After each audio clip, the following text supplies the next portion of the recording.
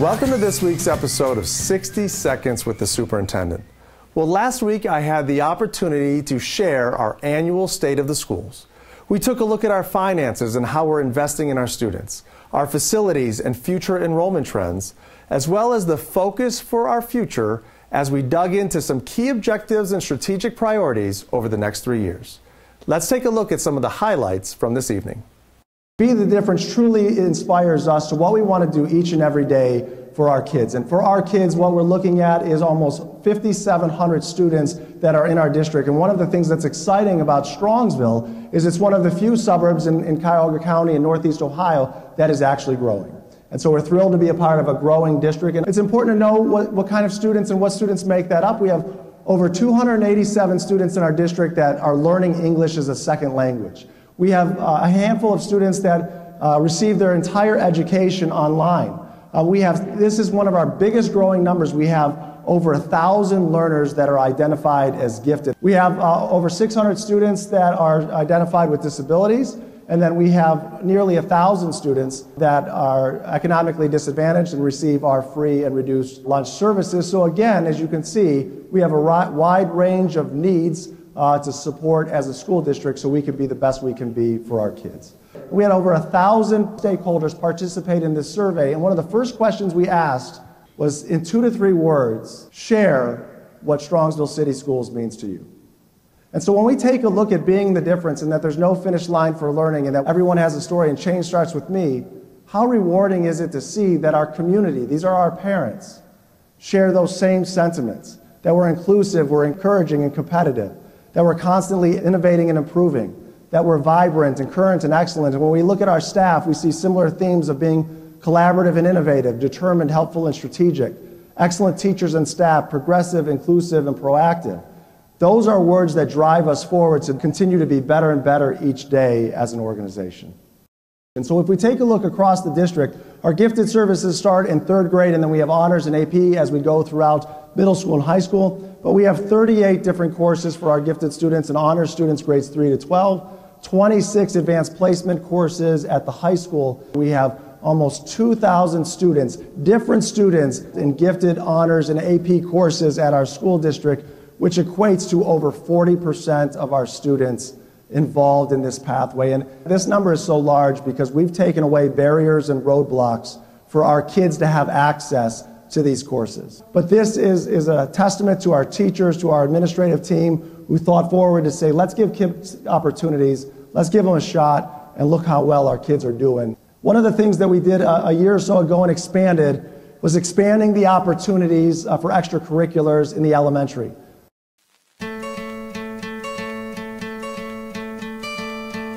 Here at Chapman, I am in Makerspace. We make fun crafts and learn about how physics and things move. One of my favorite projects we did was make rockets that flew about 50 feet. And it's so rewarding to be able to provide those opportunities for the kids. As you can see the numbers, this year alone we have almost 900 kids that are now doing extracurricular activities that didn't have that opportunity in the past because we've invested in our kids, their opportunities. As we take a look at what is probably our most pressing need as a school district, it is the mental health and wellness of our students. And as we take a look at what we've done over the years of investing in now 5 counselors at the elementary buildings, so we have 1 per building, 3 at the middle school, 5 at the high school divided alphabetically. This is not something that is going to reduce, but something we're going to have to look at how we can best support those needs internally. But what we've also looked at is how can we provide partnerships to bring that service into the schools to start and to continue the work of helping to support our kids that need more therapeutic-based counseling services. So just from the first half of the year this year, you can see we've got 141 students that are engaging in this support from Mindfully, broken about almost half of them coming from elementary school, and the other 50% divided between the middle school and high school. But look at that number, 1,137 encounters. That means we've had over 1,100 students reach out for this support from Mindfully, and that's not even counting the services that we're providing to our students through our social workers and school counselors. So we're thrilled that we're able to provide this resource and support our students with mental health in our school district.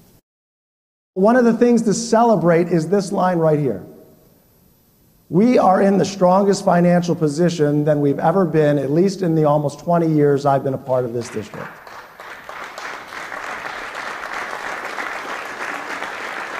And again, that's the work and dedication of George, our treasurer, our Board of Education, our staff and teachers and community, working together to ensure that we're not just trying to get by, but we're thriving and being able to invest back into our students. So in May of 2019, when we passed our last levy, we made a commitment and a promise to our community and said, if we pass this levy, we will be financially stable through the 2026-27 school year. We are not only going to meet that benchmark, but exceed that benchmark for many years to come. We've developed a planning committee to look at what's our vision of elementary schools in the community moving forward, and what other projects do we want to consider as we look towards the future of our school district, facility-wise, that's going to meet the needs of our kids and our community. And so we're just started that work, and throughout the next few months we'll be sharing updates, plans, ideas, and then eventually we'll be reaching out to our teachers and staff, our students and parents, and our community as a whole to share ideas of what our future elementary project and facilities project is going to look like as a school district. Over the last 5 years, we've invested a tremendous amount of energy and resources into our safety and security. We've applied for and received $400,000 worth of grants to infuse into the safety work that we do as a school district, taking our total investment into student safety over a 5-year period of $1.5 million. And so I think that's tremendous that we take a look at not only the social emotional wellness, but the physical safety of our kids, because if we can address those needs of our students, then they have the greatest opportunity to find success academically in our school district.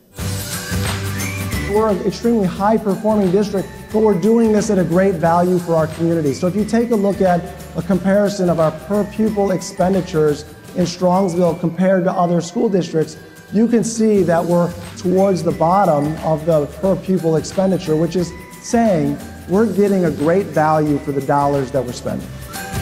So if any of these highlights piqued your interest and you want to learn more about all the great work that's going on in our school district, check out this event on demand at the web address below.